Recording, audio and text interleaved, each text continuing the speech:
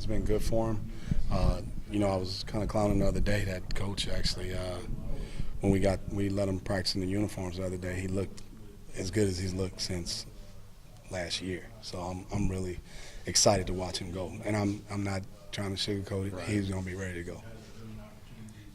People probably have a tendency to think, well, he's a good player.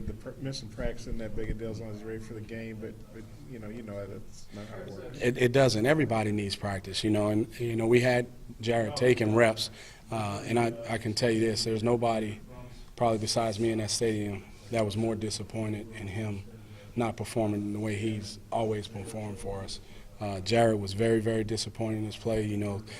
The great thing about Jared being a leader, being the type of kid he is, being the type of player he is, immediately after that game, myself, Coach B, and Coach Eno's got a text from him saying that would never happen again. So I'm looking forward to watching him play this weekend. You think it was rust, like the lack of reps? It was. It was definitely rust, but, that's no excuse. From a veteran player like him, you expect him to go out there and make those plays. And like I always say, I got such high expectations for all my guys, and I've set the bar high, especially for him, coming back, for his senior year. He wants to go out with a bang, and to do that was just unacceptable. And he knows that, and I wasn't going to ride him about it because I know he was as down as anybody else about it. But Jared Cornelius is fine. He's going to be fine. I'm not worried about Jared.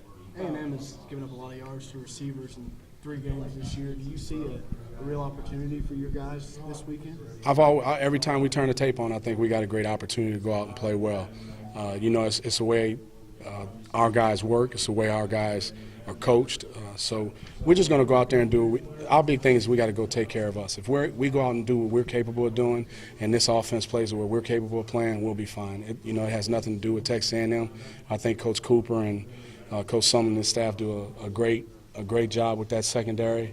Have a lot of respect for what those guys do, but on Saturday, we're gonna throw our best out there and see what happens. Do you think there's a chance that we see Brandon Martin? If he continues to come along, he's healthy. I just got to get him up to speed in the playbook.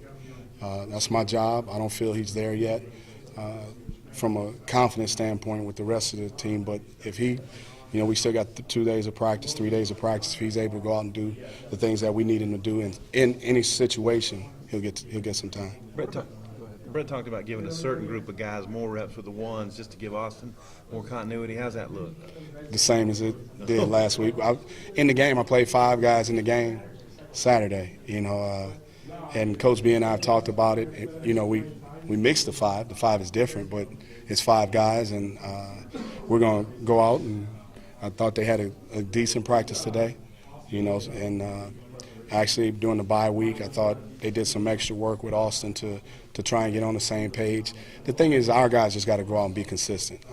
People are saying we're not creating separation, and that's my job as a coach to put those guys in those situations. Obviously, I didn't do a good enough job, but they'll be ready to go on Saturday. But TJ Hammond, you got him full time over at wide receiver house. He's still coming. Another guy that's just learning. That's the thing. I see these guys every day, and I know what they're capable of doing, what they're not capable of doing. And I'm not making any excuses because my guys are going to be ready to play. People got to understand that this is what I do for a living, and I'm gonna go out and get these guys ready to play. Brett mentioned 4 wide receivers working with the first group. Who would be the 5th?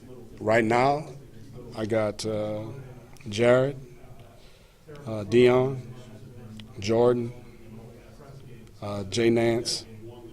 It's between TJ, Gerard Barnes, Gary Cross. They're fighting for that 5th spot. And LaMichael Petway's still in it.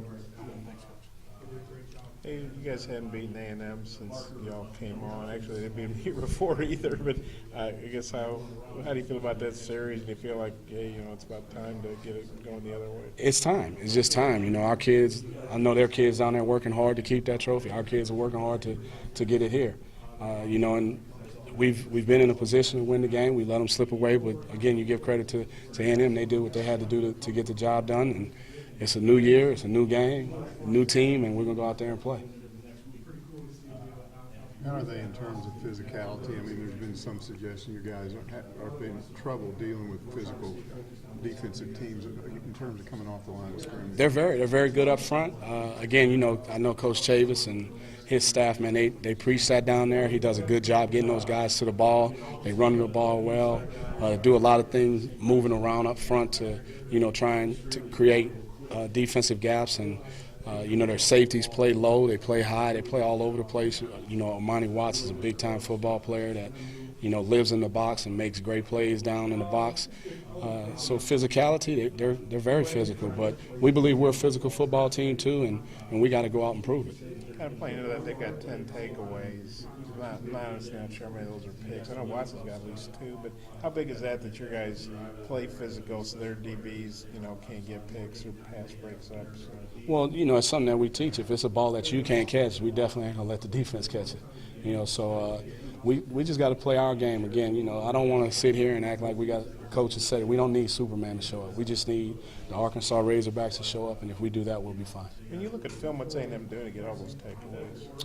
They're very aggressive. They run to the ball, and they put you in situations to throw the ball to you. Last week watching them against ULL, they got after that quarterback in the second half, and he made some errant throws, and what they did is they caught him. You don't see them dropping a lot of interceptions.